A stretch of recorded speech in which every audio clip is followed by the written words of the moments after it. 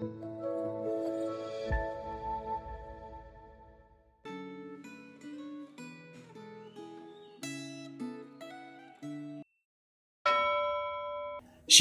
jemaat yang dikasihi Tuhan. Hari ini kita akan belajar firman Tuhan dengan tema cara hidup jemaat mula-mula. Sebelum kita merenungkan firman Tuhan, mari kita berdoa. Ya Tuhan, pimpin dan sertailah perenungan kami. Kiranya firman-Mu memandu langkah hidup kami sepanjang hari ini. Dalam nama Tuhan Yesus kami berdoa. Amin.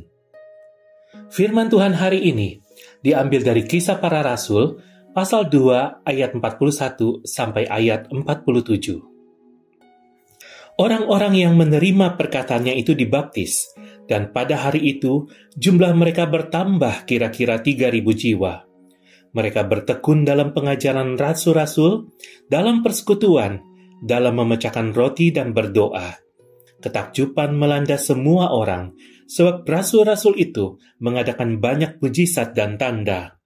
Semua orang yang percaya tetap bersatu, dan semua milik mereka adalah milik bersama.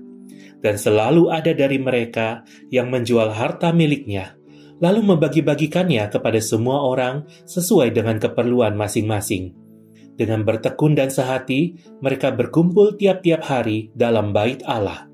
Mereka memecahkan roti di rumah masing-masing secara bergiliran, dan makan bersama-sama dengan gembira dan tulus hati, sambil memuji Allah, dan mereka disukai semua orang. Tiap-tiap hari, Tuhan menambah jumlah mereka dengan orang yang diselamatkan. Sedemikian jauh pembacaan firman Tuhan. Jemaat yang ingin berkembang perlu menetapkan suatu model bagi hidup bergereja yang ingin dicapai.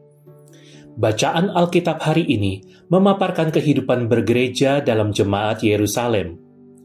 Jemaat Yerusalem memiliki 2 ciri mendasar yang bisa menjadi acuan dalam membangun jemaat, yaitu pertama, jemaat Yerusalem terdiri dari orang-orang percaya yang telah mengungkapkan iman mereka dengan memberi diri untuk dibaptis. Kedua, jemaat Yerusalem bertekun dalam pengajaran para rasul, dalam persekutuan, dalam memecahkan roti, dan dalam berdoa. Dibaptiskan berarti dicelupkan, diselamkan, atau dibasuh dengan air. Seseorang yang ingin memberi diri untuk dibaptis harus sadar bahwa ia telah memulai suatu hubungan yang baru dengan Kristus, yaitu menjadi satu dengan kematian dan kebangkitan Kristus.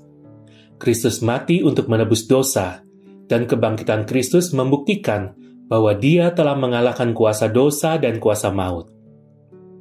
Memberi diri dibaptis di depan umum berarti mengumumkan kepada dunia bahwa kita telah menerima penebusan dosa yang dihasilkan oleh kematian Kristus, dan kita menerima jaminan hidup kekal yang dibuktikan oleh kebangkitan Kristus.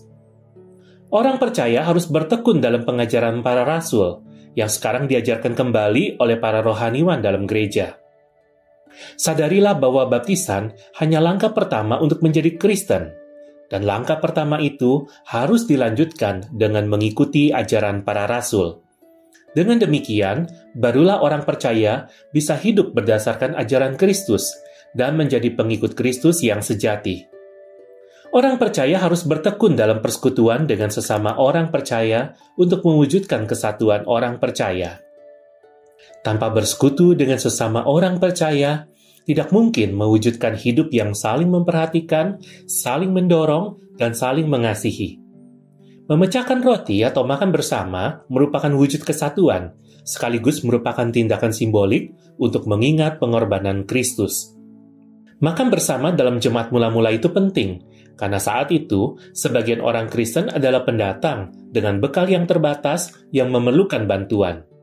Berdoa bersama adalah disiplin rohani paling penting, karena doa adalah ungkapan kebergantungan kepada Allah.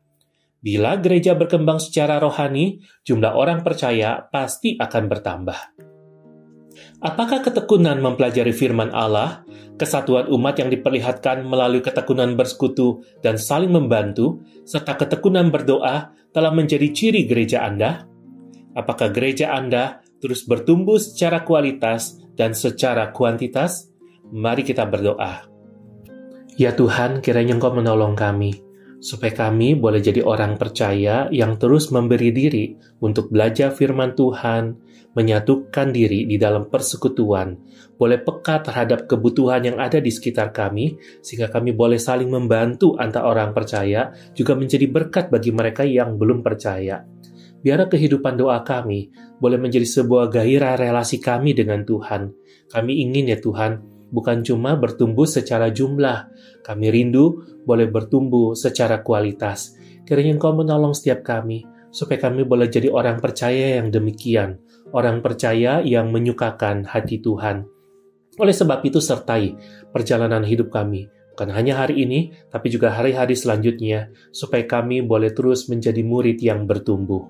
Di dalam nama Tuhan Yesus kami berdoa. Amin.